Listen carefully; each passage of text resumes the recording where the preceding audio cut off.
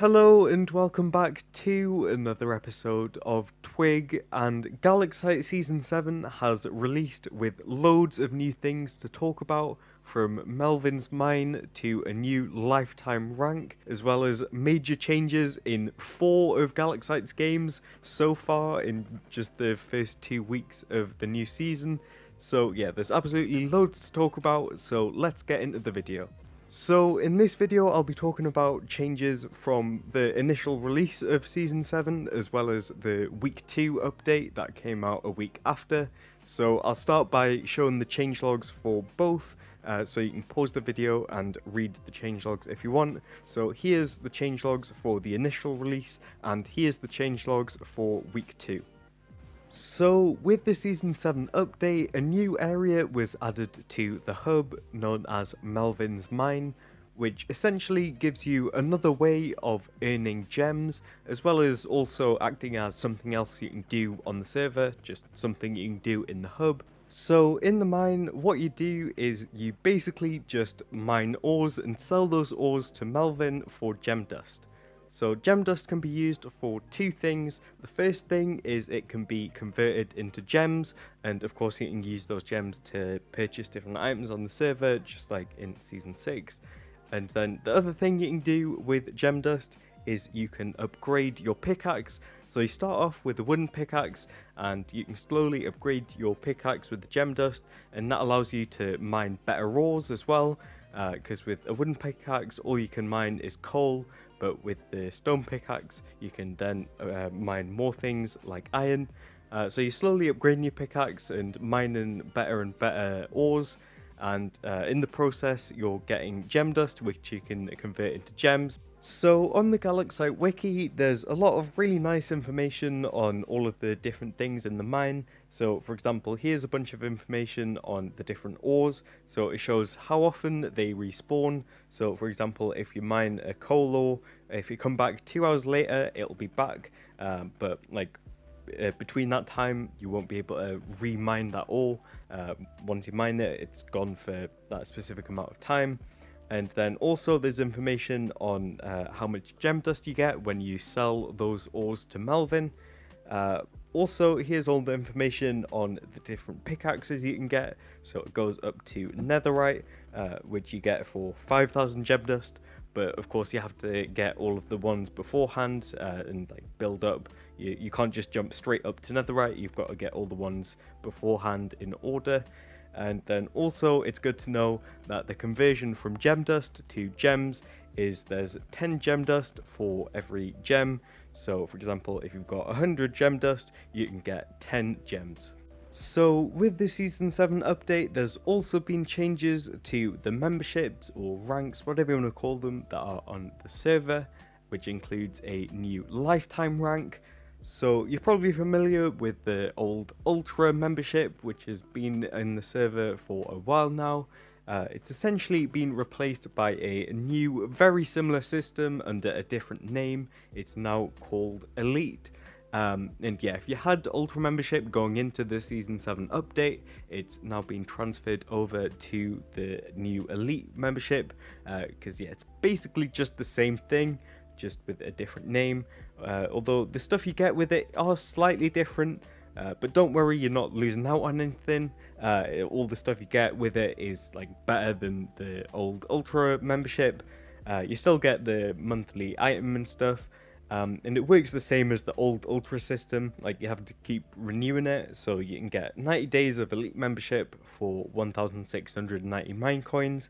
And yeah, it's basically just the same as the old Ultra system. You still get the monthly item, and yeah, you can read through all the stuff you get with it on the screen now.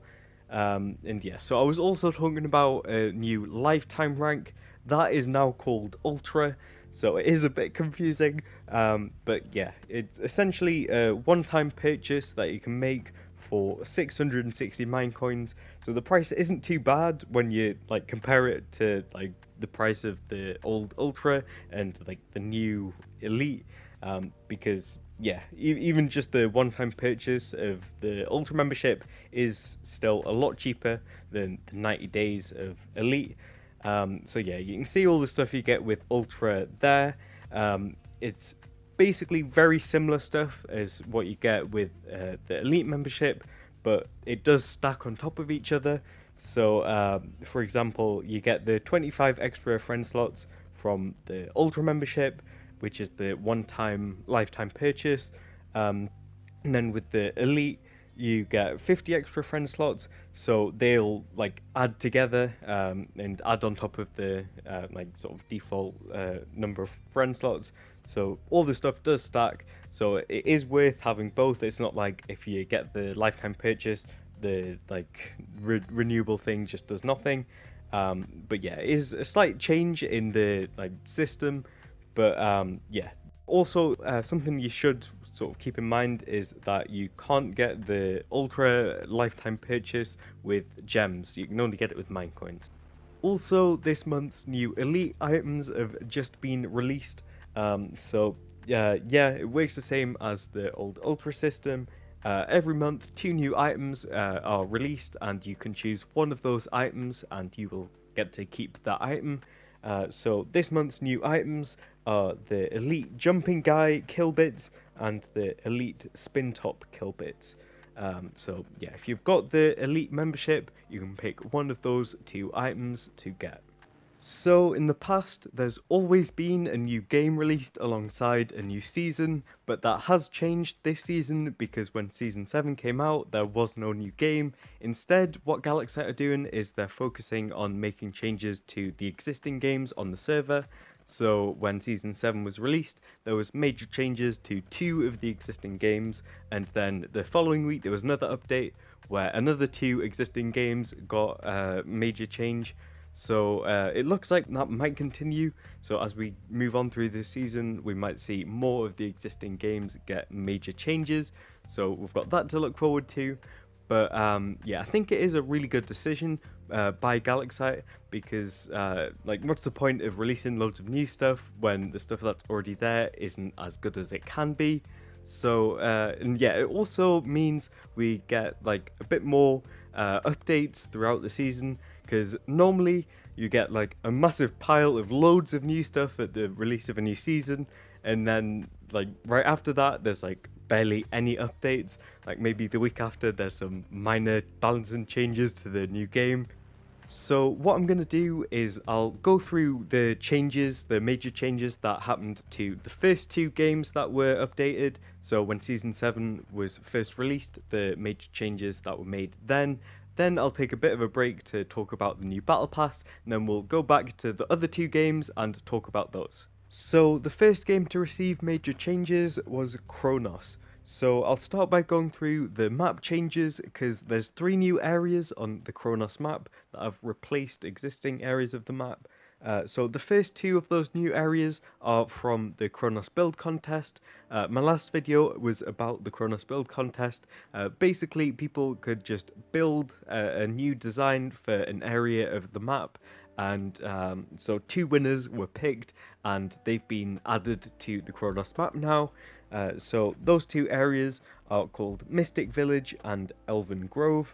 The 3rd new area in the Kronos map is not from the Kronos build contest, but it is called the Mushroom Forest, and in the Mushroom Forest you can find another new addition, because you can find the Shifty Witch, and if you go up to the Shifty Witch you can trade 60 seconds of your time for a mysterious potion, and that'll give you a random potion effect for 2 minutes.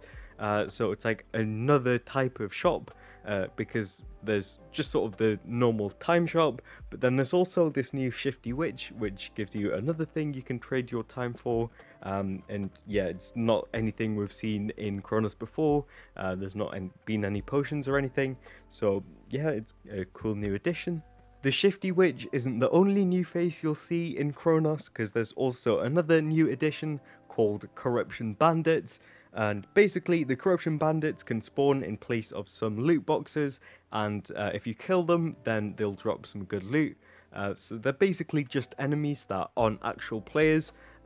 So yeah, they're basically just another way of getting loot, and another way of like keeping you on your toes, because at the start of the game when you're looting, a lot of the time you can just go quite a while without encountering anyone else. So the Corruption Bandits will like make sure you always need to pay attention and be ready to fight.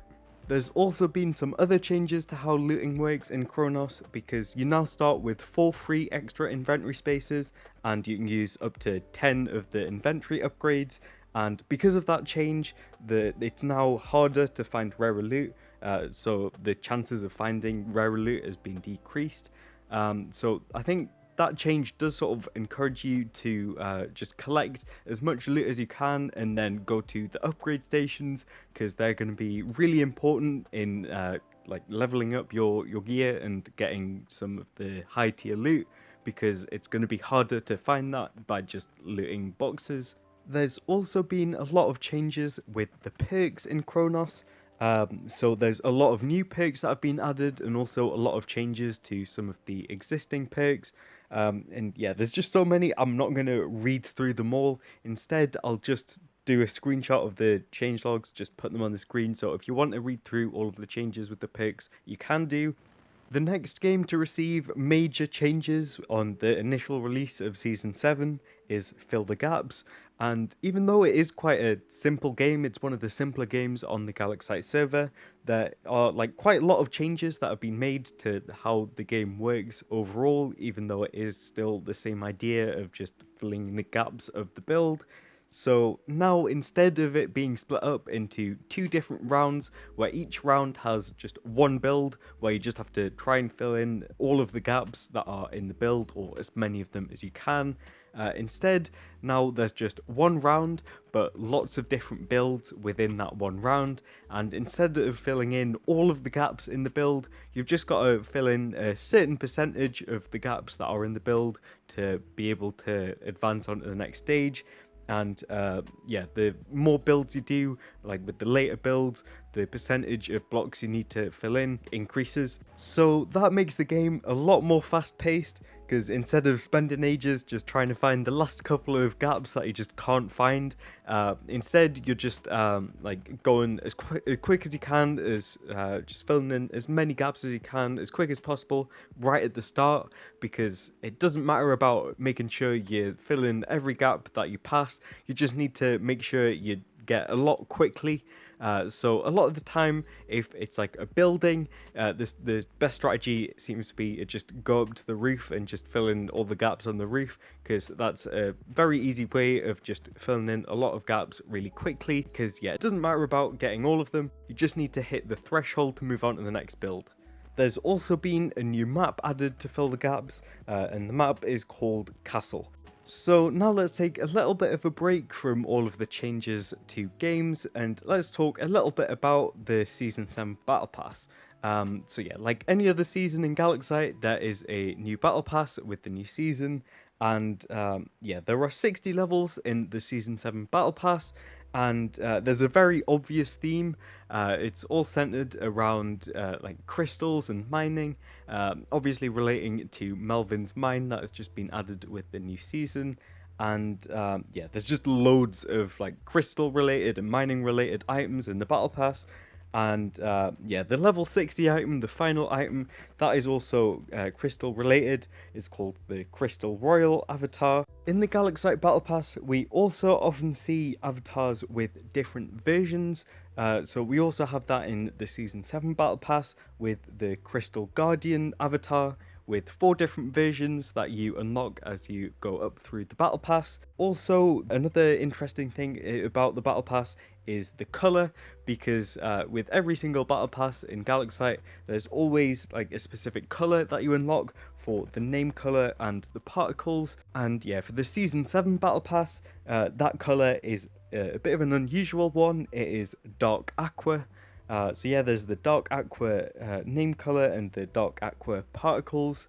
Some other slightly unusual items in the Battle Pass, or at least things we've never seen in the Battle Pass before.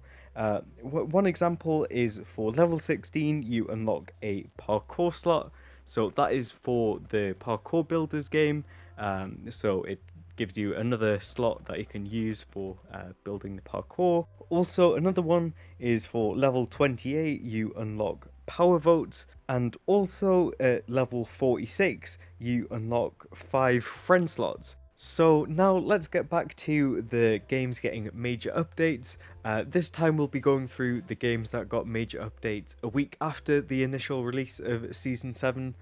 So first up we've got Core Wars, and the first major change that was made was to do with the perks, because before there would just be the perk shop, and in the perk shop there would just be like 4 different perks that were just sort of set. You would always get those same perks, but then every so often the perk rotation changed, and from then on for a little bit you would get the 4 different selected perks in the perk shop. But now it's been changed so that each game, the game just randomly picks 4 perks, and those are the 4 perks for that game. So each game, it's a different set of perks. It's a different experience for each game. Yeah, I think it just makes the game a lot more exciting. Yeah, you have to think a lot more, because before you could just sort of get in a routine of, okay, I'm going to get that pick every single game, and yeah. So there's 15 different perks that the game randomly picks from. You can find the full list of all the perks and what they do and how many core pieces you need for them on Galaxite's wiki. I'll not go through them all in this video, but yeah, so I think it's possibly, in my opinion, my favorite change that was made to the existing games, like so far in Season 7. Also, the emerald drills that are found in the center of each map, they've been changed, so they are no longer emerald drills. They are now emerald defenders, which are basically iron golems, where if you kill them you get the emeralds. But there is a slight problem, and that is they're really easy to just like stop, and they just can't get to you, and then they're quite easy to kill. But it does still sort of slow you down getting the emeralds. It's not just like punching the drill and then just getting the emeralds. You do still have to kill them, but yeah, it is intended to make it a bit harder to get the emeralds. And if you just try and fight them normally, it is a lot harder. But yeah, you can just stop them, but it still does make it a bit harder to get the emeralds, so fair enough. There's also been 2 new items added to the shop. The first one is the feather jump. You can get that for 3 emeralds, and it works basically just the same as the jump feather works in all of the Galaxite games.